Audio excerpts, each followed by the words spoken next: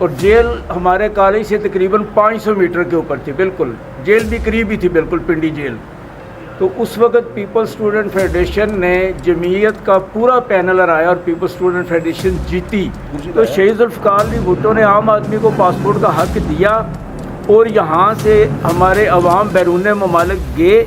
یہ Peoples party کا economy کا جو بریک تھرو تھا پاکستان پیپلز پارٹی کا، اس ریاست کو سب سے پہلے پاکستان پیپلز پارٹی نے دیا، اور میزائل ٹیکنالوجی سے پاکستان کی سرحدیں محفوظ آئی۔ پاکستان پیپلز پارٹی نے شہید ذوالفقار علی بھٹو نے ایٹامک ٹیکنالوجی دے کے اس ملک کی سرحدیں محفوظ کی۔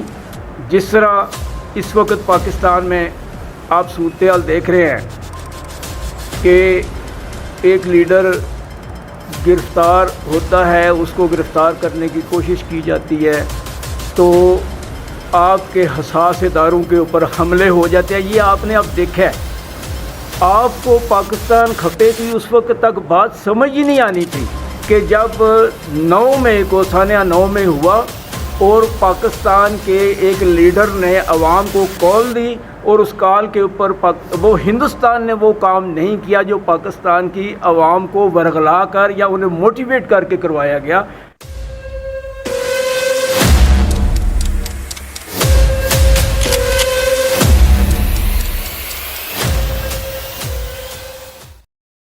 سب کچھ ظاہر کیتا ہے۔ میرا بھی میری خاندان دا تعلق پیپلز پارٹی نال شروع تو ہی رہا ہے۔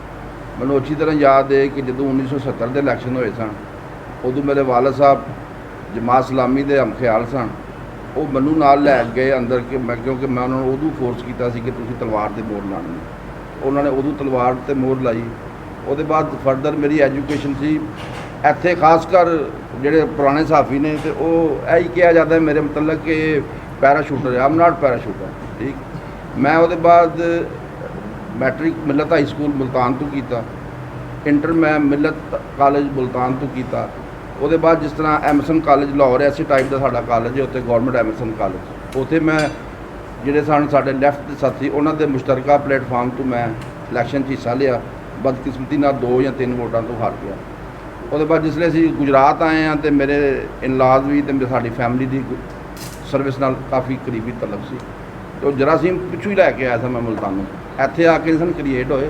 تو وہ بعد اج تک اسی احمد مختار صاحب دے نال رہے ہیں، پیپلز پارٹی دے نال رہے ہیں، پیپلز پارٹی گجرات دا میں جنرل سیکرٹری رہا مرزا زبیر بیگ صاحب نال، بلکہ وہ بھی دوست آ رہے ہیں سارے۔ تو اسی پیپل پارٹی جمے ہاں تو دعا ہے کہ یا اللہ سانوں پیپل پارٹی دے پرچم دے وچ ہی اسی اپنی قبر چ جائیے، نہ صرف اسی بلکہ ساری اولاد بھی اگو پیپلز پارٹی شامل ہے۔ تو ان شاء اللہ تعالیٰ جن جوگے آئے وہاں جدو وسائل نہیں سن ادو بھی لڑے سن، ہوں تو ماشاء اللہ اللہ تعالیٰ کی رحمت ہے یہ تمہیں پیپلز پارٹی آئندہ الیکشن دے وچ اپنا رول صحیح طرح ادا کر کے دکھائے گی۔ جے پیپلز پارٹی نے مشترکہ امیدوار کھڑا کیتا تد بھی وہی حمایت کریں گے، تو جڑا اس گل تو نسے گا انہوں فورس کریں گے کہ آصف علی زرداری تے بلاول بھٹو زرداری دے فیصلے منے۔ تو ہوں میں لو جی ٹیمپو لیا ہی رکھنا ہے، باقی گل بات بعد ہوئے افیلیشن ود پارٹی۔ بسم اللہ الرحمن الرحیم۔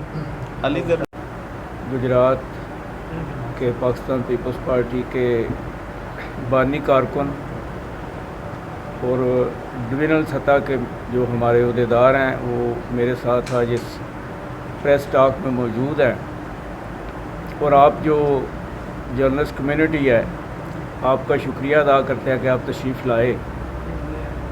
میں عبدالرزاق سلیمی، آپ کو پتہ ہے نام ہے میرا،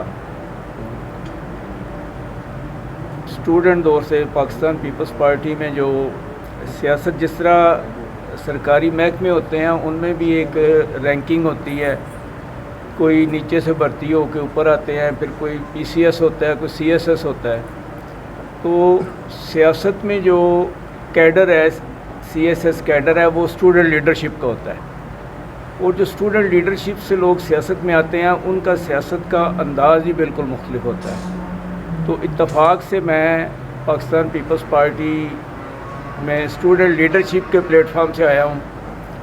پیپل اسٹوڈنٹ فیڈریشن راولپنڈی سے میں نے آغاز کیا، میرے والد صاحب ایئر فورس میں تھے، اور आर्मी बेस्ड ही तकरीबन वो फेडरल गवर्नमेंट का कॉलेज था जहाँ PSF के आमोदेदार थे, और जनरल ज़ियाउल हक का बेटा भी उस वक्त अनवारुल हक हमारा कॉलेज फेलो था, 1 साल सीनियर था हमसे।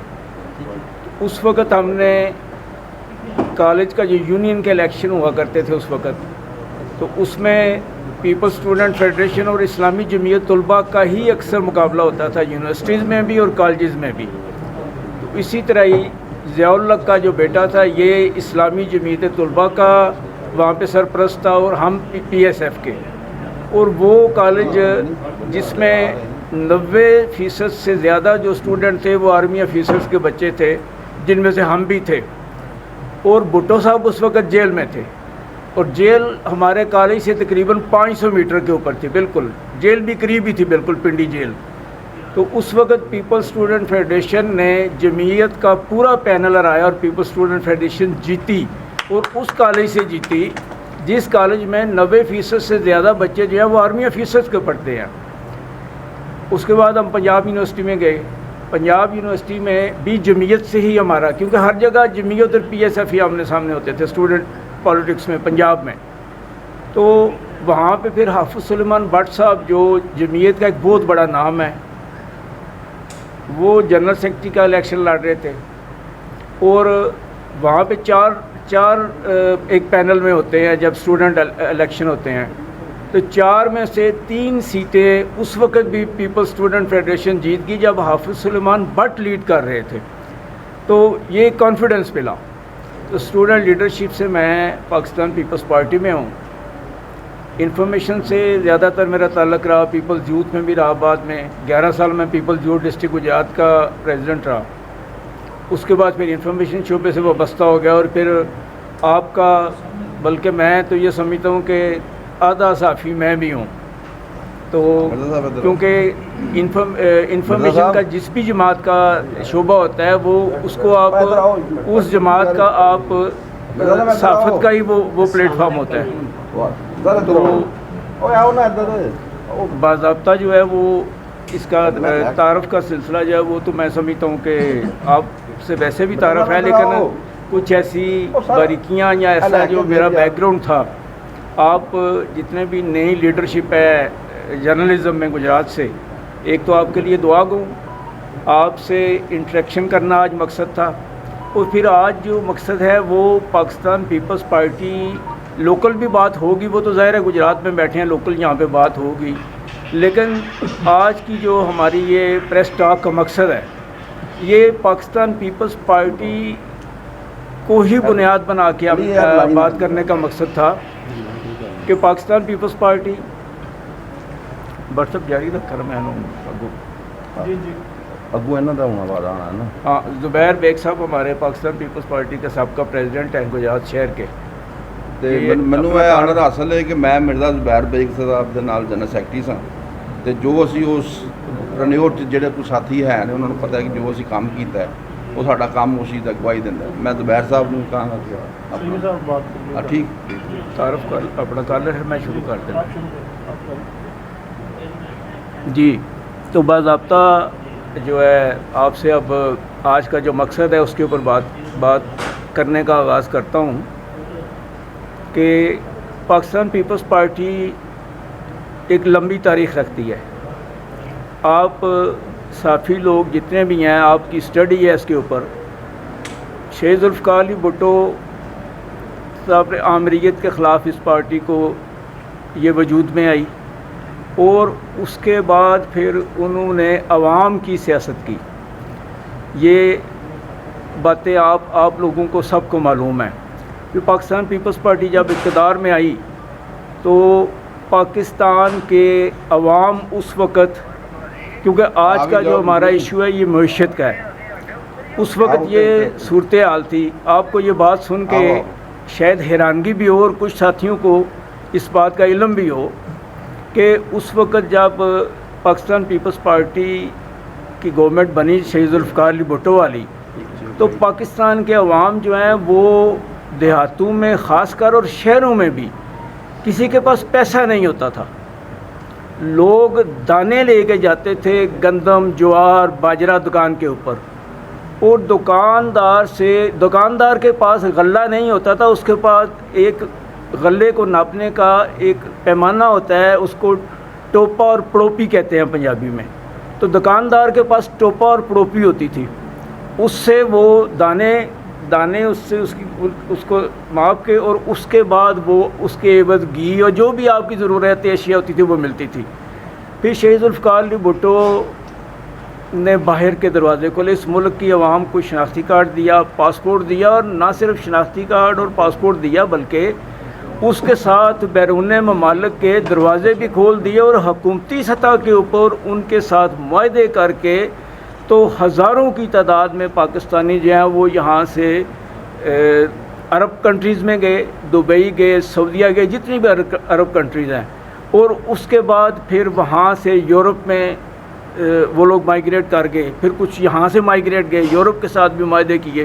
تو پاسپورٹ کا حق جو تھا وہ صرف اور صرف وڈیروں جاگیرداروں کو ہوا کرتا تھا، عام آدمی کے پاس پاسپورٹ کا حق ہی نہیں تھا.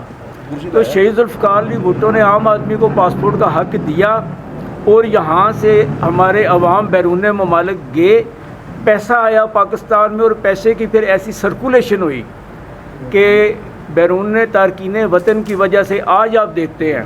میں اس تارکین وطن کی بات پہلے میں نے آپ سے کی ہے کہ جس کا والد، جس کا دادا جو ہے وہ ٹوپا اور پڑوپی سے دانوں کی پیمائش کر کے لاتا تھا تو اور کھوتیوں کے اوپر سفر کرتے تھے. دیہاتوں میں کچے کوٹھے، اور جس کا پکا کوٹھا ہوتا تھا وہ اس کی جو اینٹ ہوتی تھی وہ کچی ہوتی تھی. کوئی ایسا گھر نہیں ہوتا تھا جو پکی اینٹوں سے بنا. ہاں، پارٹیشن سے پہلے جو ہندوؤں کی گھر تھے وہ پکی اینٹوں کے تھے. مسلمانوں کی تو اس میں یہ صورتحال تھی کہ کچی اینٹوں کے کوٹھے ہوتے تھے.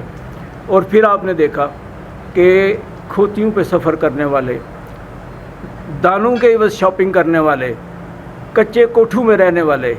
اب آپ دیہاتوں میں جائیں تو جتنی کوٹھیاں دیہاتوں میں ہیں شاید شہروں میں نہیں ہیں. جن کے باپ اور دادا جو ہے وہ کھوتیوں پہ سفر کرتے تھے، وہ اب لینڈ کروزر سے نیچے وہ سفر ہی نہیں کرتے تارکین وطن.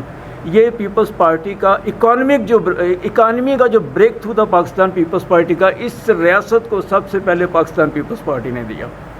اس کے بعد پھر وقت کے ساتھ ساتھ شہید ذوالفقار علی بھٹو کو شہید کر دیا گیا. محترمہ بینظیر بھٹو کی حکومت آئی، انہوں نے پاکستان کے لیے اصلاحات کی، اور بھٹو صاحب کے تو آپ سب کو پتہ ہے ایٹامک اور وہ ساری باتیں آپ کو پتہ ہے. پھر بی بی صاحبہ نے اس ملک میں نیوکلیر ٹیکنالوجی لے کے آئی، اور ہماری جو میزائل ٹیکنالوجی ہے یہ ساری کی ساری بی بی صاحبہ لے کے آئی تھی نارتھ کوریا سے. اور اس بیس کے اوپر آج کی جو جنگیں ہیں، آج کی جنگیں وہ آمنے سامنے لڑنے والی جنگیں نہیں رہ گی. آج کی جو جنگ ہے، جس وقت بی بی صاحبہ تھی اس وقت وہ جنگ تھی میزائل ٹیکنالوجی کی.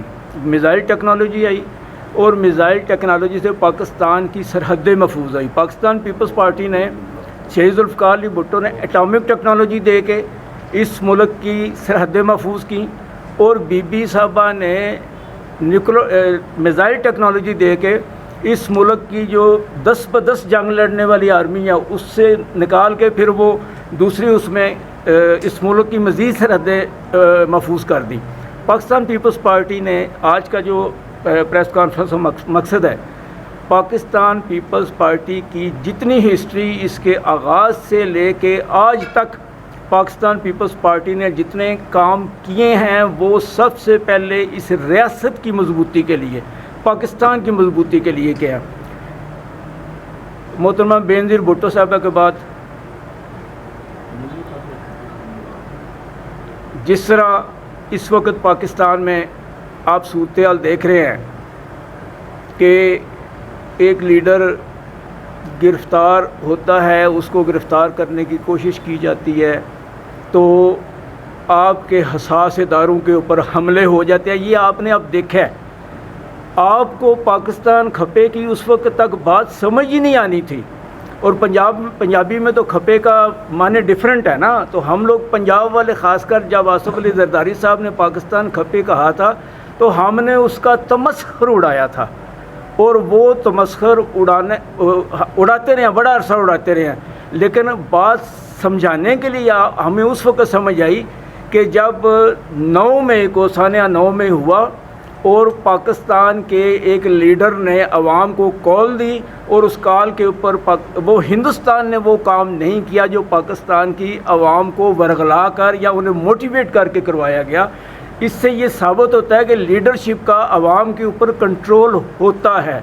تو جب شہیدہ محترمہ بے نظیر بھٹو صاحبہ کو شہید کیا گیا اس وقت اس سے زیادہ خطرناک صورتحال تھی. پاکستان کے چاروں صوبوں میں یہ جو 9 مئی کا واقعہ ہوا ہے اس سے 1000 گنا زیادہ رد عمل تھا, اور اس سے 1000 گنا زیادہ رد عمل ہونا تھا اگر اس وقت آصف علی زرداری پاکستان کھپے کی بات نہ کرتے, اس ملک کے عوام کو نہ روکتے, تو اس وقت اس سے بھی زیادہ صورتحال خطرناک ہونی تھی. میں یہ سمجھتا ہوں کہ جب آصف علی زرداری صاحب نے پاکستان پیپلز پارٹی کی قیادت سنبھالی ہے تو ان کا قیادت سنبھالتے ہی سب سے پہلے جو انہوں نے اپنے ویژن سے, اپنی سوچ سے جو کام کیا ہے وہ پاکستان کھپے کا نعرہ لگا کے اس ملک کی تقسیم کو بچا لیا ہے, اس ملک کی سرحدیں بچا لی ہیں آصف علی زرداری صاحب نے. آپ کو اس بات سے یہ سمجھ آنی چاہیے کہ لیڈرشپ جب موٹیویٹ کرتی ہے تو 9 مئی کے بعد آپ کو پتہ ہے کہ اس وقت عوام کیا کرتی ہے, لیکن پیپلز پارٹی نے ہمیشہ جو ہے وہ سمجھداری سے کام لیا ہے. پیپلز پارٹی نے ہمیشہ وہ کام کیا ہے کہ جس خاتون کا بچہ تھا اور اس کے 2 دعوے دار بن گئیں, آپ حضرت علی کرم اللہ وجہہ کے پاس گئیں تو آپ نے اس کا جو فیصلہ کیا آپ نے کہا کہ اس کے 2 ٹکڑے کر دو اور آدھا اس سے دے دو آدھا اس سے دے دو. تو جس کا وہ بچہ تھا اس نے کہا نہیں میرا نہیں ہے آپ اس کو دے دو. یہی پاکستان پیپلز پارٹی کی صورتحال ہے کہ پاکستان پیپلز پارٹی کے قائد شہید ذوالفقار علی بھٹو کو شہید کیا گیا.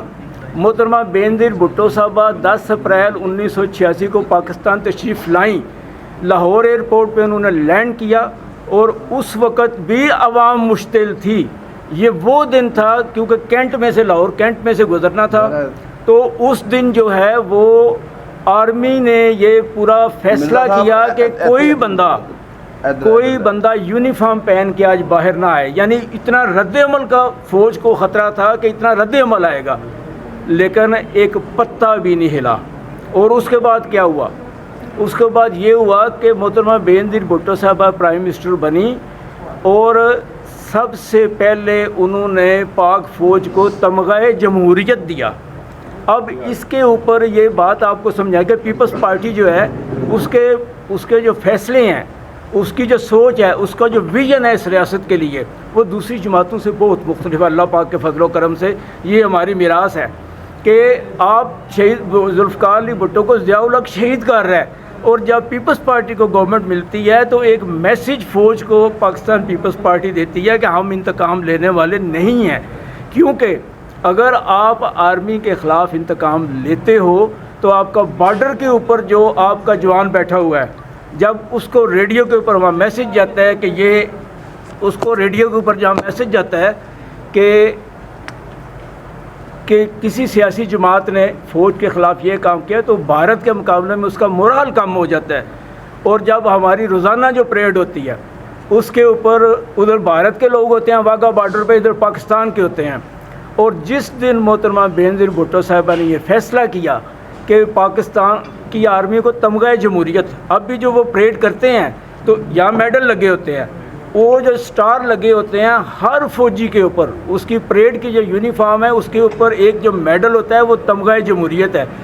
یعنی شہید ذوالفقار علی بھٹو کی شہادت کے بعد پیپلز پارٹی نے رد عمل یہ دیا کہ انہوں نے آرمی کو تمغہ جمہوریت دیا, تاکہ آج اور جس دن تمغہ جمہوریت دیا اس دن واگا بارڈر کے اوپر جو پاکستان کا جوان تھا اس کی جب وہ ٹانگ اٹھاتے ہیں تو آدھا فٹ اس کی ٹانگ اوپر گئی تھی, اس طاقت کے ساتھ کہ ایک سیاسی جماعت نے ہم سے انتقام نہیں لیا, اس نے ہمیں تمغہ جمہوریت دیا ہے.